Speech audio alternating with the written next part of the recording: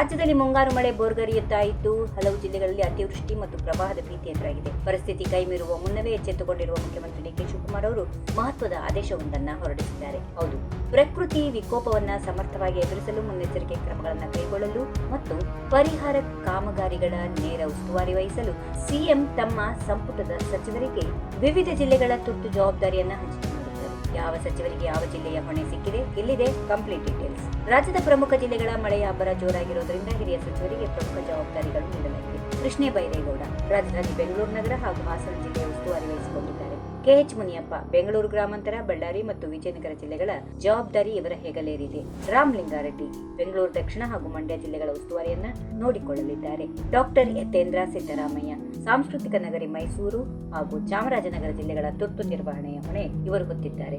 UT Khader ಮಳೆಯಿಂದ ಸದಾ ನಡುಗುವ ಕರಾವಳಿ ಭಾಗದ ದಕ್ಷಿಣ ಕನ್ನಡ, ಉತ್ತರ ಕನ್ನಡ, ಉಡುಪಿ ಜಿಲ್ಲೆಗಳ ಸಂಪೂರ್ಣ ಜವಾಬ್ದಾರಿಯನ್ನ ಇವರಿಗೆ ನೀಡಲಾಗಿದೆ.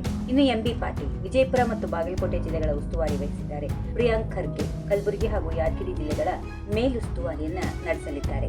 ಸತೀಶ್ ಜಾರಕಿಹೊಳಿ ಪ್ರವಾಹ ಪೀಡಿತ ಬೆಳಗಾವಿ, ಧಾರವಾಡ, ಹಾವೇರಿ ಜಿಲ್ಲೆಗಳ ಹೊಣೆ ಹೊತ್ತಿದ್ದಾರೆ. ಕೆಜೆ ಜಾರ್ಜ್ ಮಲೆನಾಡಿನ ಚಿಕ್ಕಮಗಳೂರು ಮತ್ತು ದಾವಣಗೆರೆ ಜಿಲ್ಲೆಗಳ ಉಸ್ತುವಾರಿ ಇವರ ಪಾಲಾಗಿದೆ. ಈಶ್ವರ್ ಖಂಡ್ರೆ ಗಡಿ ಜಿಲ್ಲೆ ಬೀದರ್ ಹಾಗೂ ಗದಗ ಜಿಲ್ಲೆಗಳ ಜವಾಬ್ದಾರಿ ವಹಿಸಿಕೊಂಡಿದ್ದಾರೆ. ಭೈರತಿ ಸುರೇಶ್ ಕೋಲಾರ ಮತ್ತು ಚಿಕ್ಕಬಳ್ಳಾಪುರ ಜಿಲ್ಲೆಗಳ ಉಸ್ತುವಾರಿ ನೋಡಿಕೊಳ್ಳಲಿದ್ದಾರೆ. ಡಾಕ್ಟರ್ ಶರಣ ಪ್ರಕಾಶ್ ಪಾಟೀಲ್ ರಾಯಚೂರು ಮತ್ತು ಕೊಪ್ಪಳ ಜಿಲ್ಲೆಗಳ ಪ್ರಕೃತಿ ವಿಕೋಪದ ಉಸ್ತುವಾರಿಯನ್ನ ವಹಿಸಿಕೊಂಡಿದ್ದಾರೆ.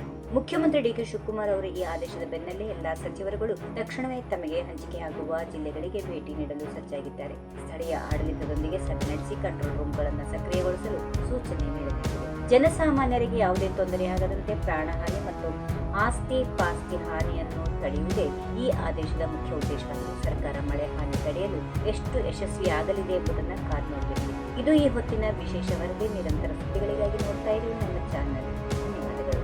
If you like this video ಬೇಗ ಲೈಕ್ ಮಾಡಿ, ಕಾಮೆಂಟ್ ಮಾಡಿ, ಶೇರ್ ಮಾಡಿ ಹಾಗೂ ಯೋಯೋ ಟಿವಿ ಕನ್ನಡವನ್ನು ಸಬ್ಸ್ಕ್ರೈಬ್ ಮಾಡಿ.